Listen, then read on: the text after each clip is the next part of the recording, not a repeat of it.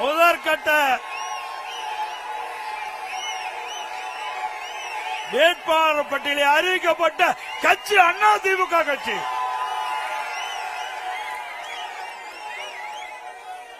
முதற்கட்டமாக போட்டியிடுகின்ற வேட்பாளர் 23 பேர் அடங்கிய பட்டியலை நாம் அறிவித்திருக்கின்றோம். இன்னும் ஓரிரு நாட்களில் அனைத்து இந்திய அண்ணா திராவிட முன்னேற்ற கழக வேட்பாளர்கள் போட்டியிடுகின்ற பட்டியல் முழுமையும் வெற்றி அறிவிக்கப்படும் என்பதை மகிழ்ச்சியோடு தெரிவித்துக்கிறேன். திமுகவுடைய நிலை என்ன? திராவிட முன்னேற்ற கழகம் கூட்டணி அமைப்பதற்கு 20 நாட்களா போராடிட்டு இருக்காங்க. ஒவ்வொரு கட்சியும் பதறிக்கொண்டிருக்கின்றது. திராவிட முன்னேற்ற கழக தலைமையிலே அமைக்கப்பட்ட கூட்டணி கட்சிகள் போராடி போராடி அவர்கள் தொகுதியை பெற வேண்டிய அவல நிலை அந்த கூட்டணியிலே இருக்கின்றது.